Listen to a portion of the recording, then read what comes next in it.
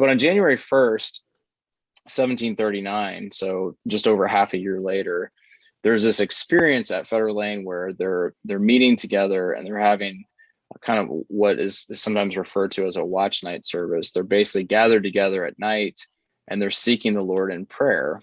And they basically have kind of what today I think we would think of as like a Pentecostal or charismatic experience where the Holy Spirit like descends upon them and they all have this overwhelming sense of the Holy Spirit's presence with them in a way that I think today could be described as like analogous to the baptism in the Holy Spirit. So there's this kind of like they receive the Holy Spirit in a way that they hadn't before.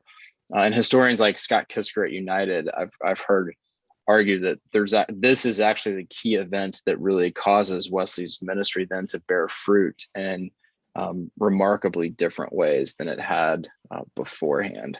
So I think that's yeah, go ahead. Excuse me 1 second. This is United, Scott Kistler's at United Theological in Dayton? Yes, in Dayton, Ohio. Okay. Yep. And so there's an interesting, one of the reasons I think that's an important part of the story is that for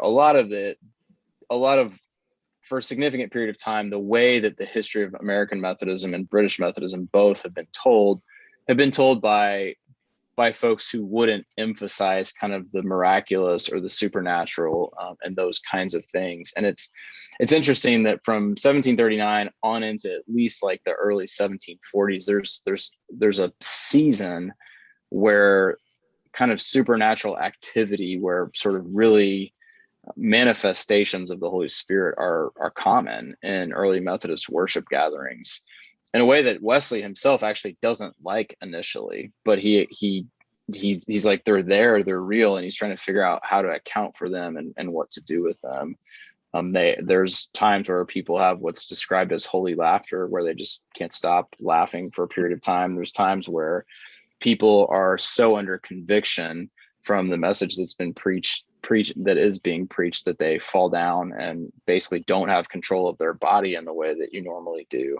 And sometimes that lasts for just a little bit, and sometimes it lasts for, hours, and people are actually carried home and things like that from Methodist meetings. So there's just a lot happening that's really fascinating. But to me, one of the reasons this is important is a lot of times we talk about like wanting to see renewal of the church and even wanting to see revival, but sometimes the ways that it's talked about feel very like it's a form of practical atheism. Like we are actually going to do revival ourselves in our own strength. And I think it's important to see that in this period of time where Methodism is really like ramping up and getting up and going, the Lord is present in a remarkable and powerful way that's actually scandalous and causes like reputational problems for the leaders of Methodism that they sometimes are themselves uncomfortable with, but is also strong enough and real enough to them that it's undeniable.